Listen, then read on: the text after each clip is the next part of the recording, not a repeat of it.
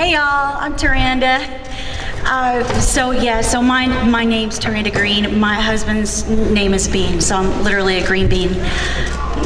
It's okay. I've never been so happy to be a vegetable in my whole life. So Inspirational Recorded Song of the Year is When the Healing Comes. After my first husband, Tony Greene, passed away in 2010, and I went through a severe depression, and I kept begging for God to heal me and God to take this from me, and He did not. There were several years of heavy medication and terrible living for a while, and so my mom was a huge part of me coming back to the Lord, and I just know that every day is not a good day, but someday the healing will come, and that's when Jesus comes back to get us, and the healing will be here. So I found hope in that, and I came to Joel and Z and Jaron Davis, who isn't able to be here today, and Wayne Hahn, and I said, I have this idea that when the Lord comes back, that's when the real healing will come for the entire world, and I would love to write that song. And I'm a bit dramatic, and so they know this, and so they took the drama to the top, and we wrote this very scary sounding song that with a great payoff. And we got actually the choir that sang on the movie The Greatest Showman sang the choir parts on this song. A good friend of mine, Jason Michael Webb, put that together for me, and so the song is called When the Healing Comes, and I love it so much. It's the first song I've ever written or been a part of writing, and here we are. So I'm going to write again, maybe. I'm just thankful to be here.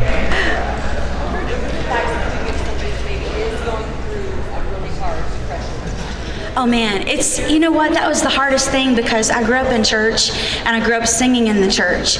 And so I really didn't feel like I had someone to talk to about it, because it's been such a taboo subject, depression, in the church in general.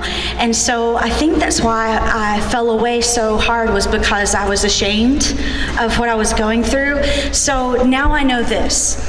I know that every day is not a great day, but I do know there are good days. And so what I would tell someone going through this, go ahead and get out of bed. Go ahead and start breathing. Go ahead and try to do what you're supposed to be doing every day. And just wake up hoping that this is going to be one of those great days. Hold on to those as much as you can and let them lead you and bounce you to the next great day, because life is worth living. And if I can be a living testimony to let you know that good things happen, healing does come, and you can live with this disease. You can put one foot in front of the other. So I would just tell you to keep breathing. Mm-hmm.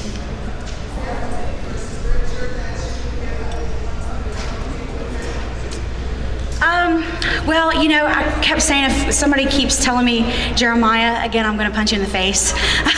I know that, you know, all of that stuff works, but after hearing it so much and growing up in church, for a while I turned away from even scripture, because I'm like, look, I know all of this, but it's not getting better. And so, yes, there are several scriptures that led me through, but at the same time, I can understand someone going, I don't want to hear one more scripture. I don't want to hear one more gospel song. So it was a smorgasbord of things. And really, I have two daughters with my first husband, and so they were 6 and 2 when he passed. So they grew up with a mom going through depression. And so they felt the ins and outs of every day, even more than I did, because I was numb a lot of the time. So scripture, yes, of course, the Lord. I wouldn't be here without the Lord and His grace and mercy, for that matter. But my children, man, they just pulled me along and made me do things that I was not ready to do. And so my kids and my mom. Yes? Where's the coolest place you've ever traveled to? To sing, or just ever? Okay, so my favorite place in the world is not like so exotic, but it's London. I love London, England. I love the heartbeat of it. I love the pace of it, all the history. I love Hawaii. I could live in Hawaii almost all year long. But I love to travel, so that's a hard one. I can't narrow it down. Sorry. Yes. This weekend you took the stage at the Ryman. What was that experience like? Oh my gosh, I was so excited to be at the Ryman. The coolest thing about being here is we get to perform in these amazing places. And so to stand in that circle, I was just about as jumpy as I am right now. My 11-year-old says she's nervous-sided. And so basically I've been nervous-sided for like 5 days. But the Ryman, it was so incredible. What a nostalgic place to sing. And the sound was incredible. So like it sung me to death because I just wanted to keep singing. The hall was beautiful.